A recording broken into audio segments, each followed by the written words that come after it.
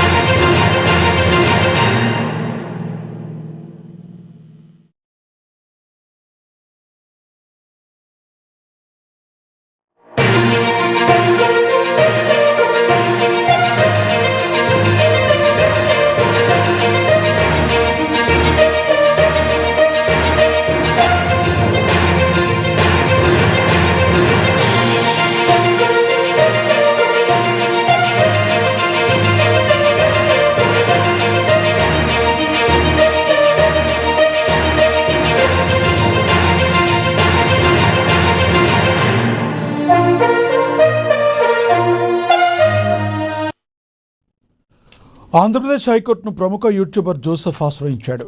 తనపై రాష్ట్రంలో పలు పోలీస్ స్టేషన్లో నమోదైన కేసులన్నింటినీ కలిపి ఒకే కేసు కింద విచారించేలా ఆదేశాలు ఇవ్వాలని కోరుతూ అతను హైకోర్టులో పిటిషన్ దాఖలు చేశాడు. తనపై నమోదైన అన్ని కేసులపై సిబిఐ విచారణ జరిపించాలని జోసెఫ్ తన పిటిషన్లో పేర్కొన్నాడు. ఈ పిటిషన్లో ఏపీ ప్రభుత్వం డీజీపీతో పాటుగా ఏలూరు, ఎన్టీఆర్, కాకినాడ జిల్లాల ఎస్పీలను జోసెఫ్ ప్రతివాదులుగా చేర్చాడు. అలాగే పాయకరావుపేట, పిఠాపురం, మచిలీపట్నం, సర్పవరం పోలీస్ స్టేషన్ల ఎస్హెచ్ఓలను కూడా ప్రతివాదుల జాబితాలో చేర్చాడు. కాగా యూట్యూబర్ జోసెఫ్ దాఖలు చేసిన ఈ వ్యాజ్యంపై రేపు హైకోర్టులో విచారణ జరగనుంది.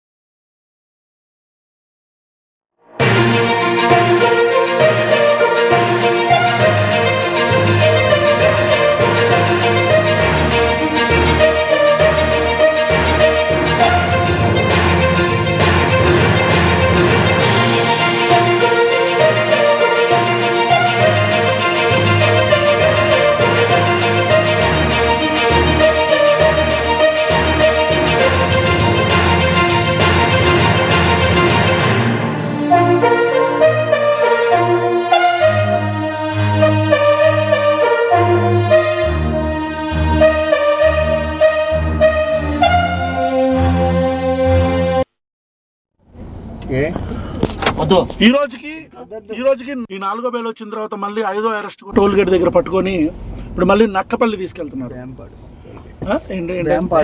వేంపాడు టోల్ గేట్ దగ్గర. ఒక విషయం గుర్తుపెట్టుకోవాలని ప్రభుత్వానికి చెప్తున్నా. ఈరోజు మీరు నా గొంతు నొక్కే ప్రయత్నం చేస్తున్నారు. కానీ మీకు అర్థం కావాల్సింది ఏంటంటే, మీరు చంపితే నేను ఒక్కడనే చచ్చిపోతా. ప్రశ్నించే వాళ్ళు ఎవరో చావరు. మీరు రావణ గాడిని మాత్రమే చంపగలరు, ప్రశ్నను చంపలేరు. గుర్తుపెట్టుకోండి. రెండో విషయం, ఇంత భయపడుతున్నారా? మీకు అర్థమవుతుందా? ఒక 500 మంది పోలీస్ ఫోర్స్ ప్రతిరోజు నా కోసం ప్రజా సమస్యలు, పబ్లిక్ అన్నీ వదిలేసి నా కోసం వాళ్ళు అహర్నిశలు తిండి తిప్పలో లేకుండా తిరుగుతున్నారు.